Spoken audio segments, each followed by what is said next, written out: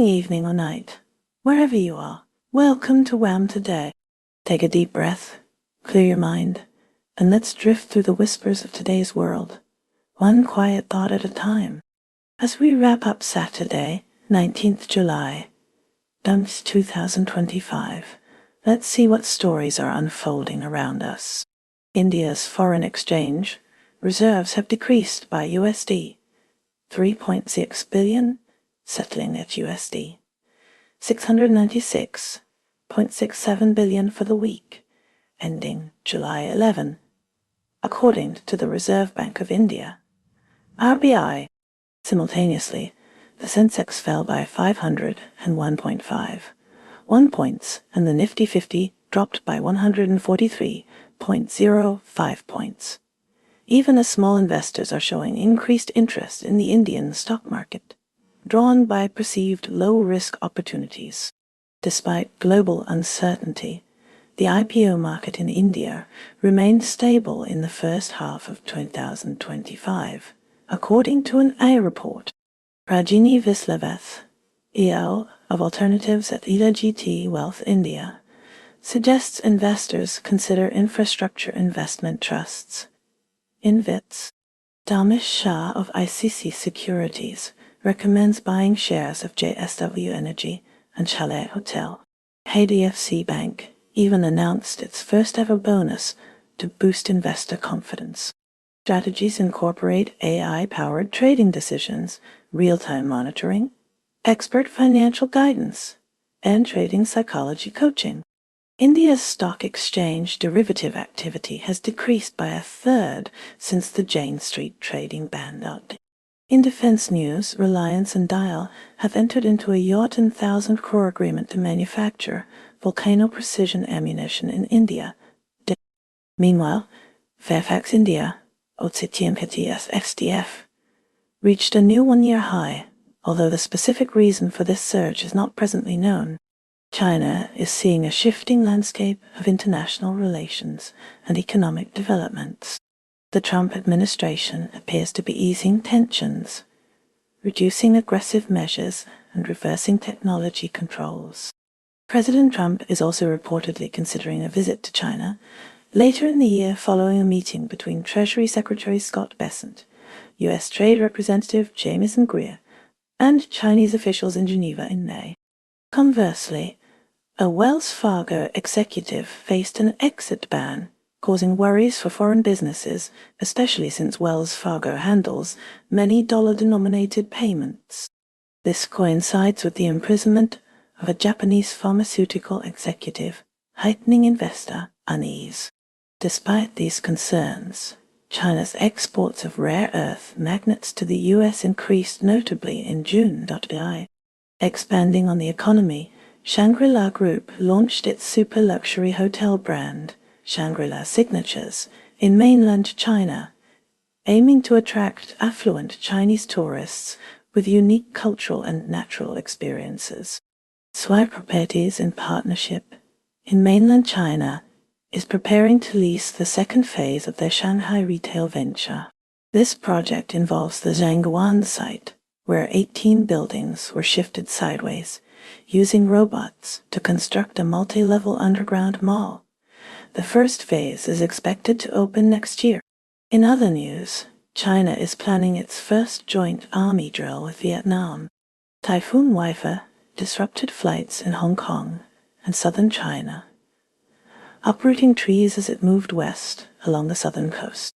A Chinese millennial in Shenzhen voiced regret over the bankruptcy of a Jeep-making joint venture in China, remembering an imported Jeep Grand Cherokee as a symbol of the American dream.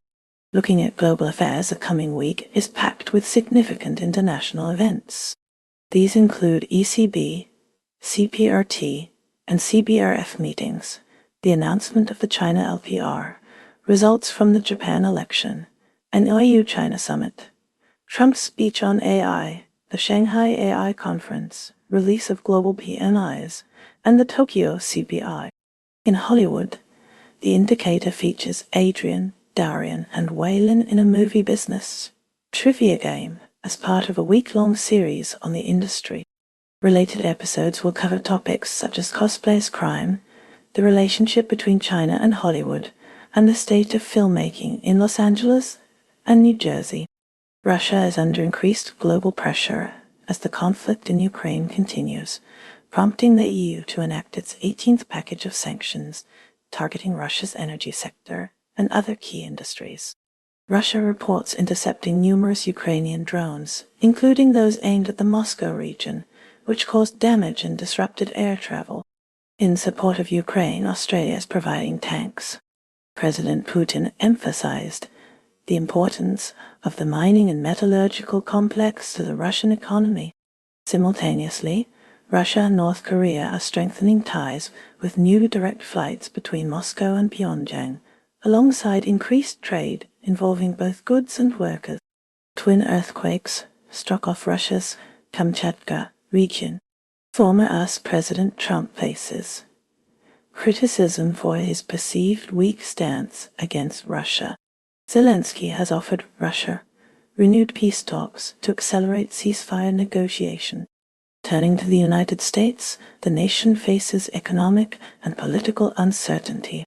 Unease surrounding a potential US-India trade agreement has led to cautious investor sentiment and foreign portfolio investment outflows. The EU is preparing retaliatory measures in response to what it sees as a more rigid US trade policy. Performance of key indices like the S&P 500, NASDAQ, and Dow Jones is expected to be influenced by several factors. Higher stock market valuations are contingent on strong corporate earnings. Investment decisions made by Warren Buffett are generating concern on Wall Street. The ASEAN-GCC Economic Alliance is emerging as the Global South's response to US market volatility. The European Union is actively engaged in addressing international issues, especially those concerning Russia and the US. The EU's new package of sanctions is intended to reduce Russia's energy revenues. The EU is also formulating a response to what it believes is an increasingly protectionist US trade policy. North Korea is strengthening its economic and political relationship with Russia, evidenced by the establishment of direct flights between Pyongyang and Moscow and an increase in bilateral trade.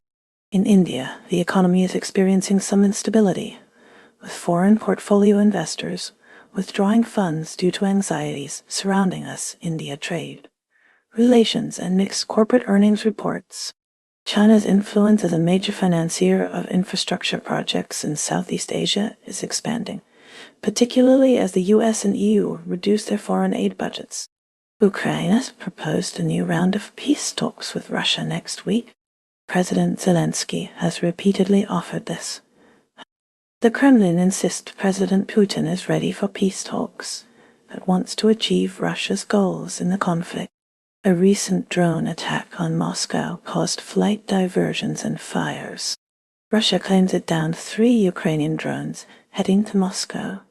A drone strike on Odessa resulted in 1 death. Australia is sending its first shipment of tanks to Kyiv as military aid.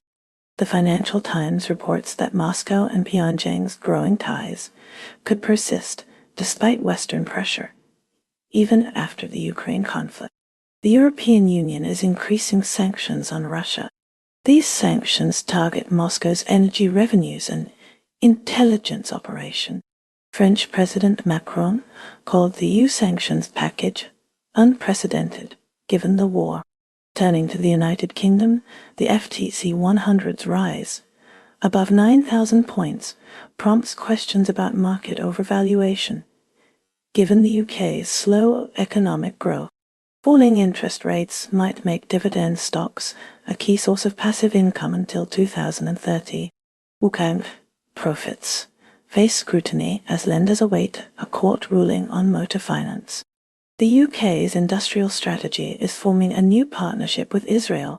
Fintech firm Wise is seeing its share value fall after a profit miss, affecting its Wall Street goals. Financial advice suggests monthly £700 sterling SIP investments could lead to millionaire status at retirement. Lastly, Iran has agreed to talks with the United Kingdom, France, and Germany, according to TASSM reports. Saudi Arabia's economy is vibrant, highlighted by Al Futtaim's DAH2.44 billion acquisition of a 49.95% stake in Sinami Retail. This $2.5 billion investment signals a strategic shift within Sinami Retail. Sukna Ventures intends to invest $80 million in Saudi and MENA startups. A NADEC unit will develop a $533 million livestock project. The country has also signed $8.30 billion in renewable energy deals to add 15 W of solar and wind capacity. Saudi Arabia aims to be a leader in Middle East fintech, demonstrated at the Fintech Revolution Summit 25. Output growth has declined, and the Tadawul All-Share Index closed down 0.38%. Prince Owaid bin Talal, the sleeping prince, passed away at 36 after 20 years in a coma. Edison has received lucrative offers from Saudi Arabia and Turkey. The world's largest construction site is located there, and Riyadh will have its own monopoly board. Turning to Dubai, the city is becoming a key location for Chinese tech firms. Many are setting up in Dubai Internet City, DIC, alongside major players like Microsoft, Google, and Amazon. Al Futtaim, based in Dubai, is expanding in Saudi Arabia via the Sinami Retail acquisition, injecting $666 million into the retail. Japan's recent upper house election has the potential to significantly alter the country's political landscape and challenge Prime Minister Ishiba's authority. Initial exit polls and reports from NHK indicate that the ruling coalition is projected to lose its majority in the upper house, which could have repercussions for Japanese government bonds, JGBs, and the yen's stability. The election's outcome is particularly important given the current climate of stagnation and uncertainty in Japan. Furthermore, Japan has advised Taiwanese companies to formulate independent security strategies, citing concerns regarding potential actions from China. The United States is currently engaging with Mexico regarding the Mexican government's decision last year to reclaim flight slots initially granted to U.S. airlines. Shifting focus to Canada, the nation is grappling with ongoing debates surrounding proposed amendments to its Broadcasting Act. These amendments aim to regulate online streaming services and ensure contributions to Canadian content. Concerns have been raised about potential impacts on freedom of expression and the competitive landscape for digital media. Meanwhile, in France, President Emmanuel Macron is facing renewed scrutiny over pension reforms. Recent protests and strikes highlight widespread public discontent with the changes to the retirement age. The government maintains that the reforms are necessary for the long-term sustainability of the pension system. Turning to developments in China, the government has announced new measures to stimulate economic growth. These measures include tax incentives for small businesses and increased investment in infrastructure projects. The aim is to boost domestic demand and offset the impact of global economic headwinds. In the latest from Australia, Prime Minister Anthony Albanese is preparing for a significant climate change summit.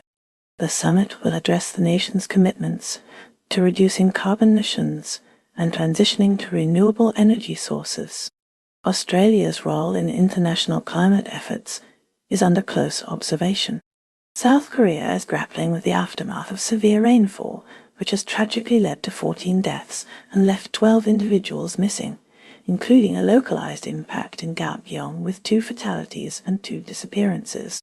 Shifting to economic policies, South Korea is poised to eliminate its phone subsidy law, a decision anticipated to potentially reduce the financial burden on consumers when purchasing smartphones.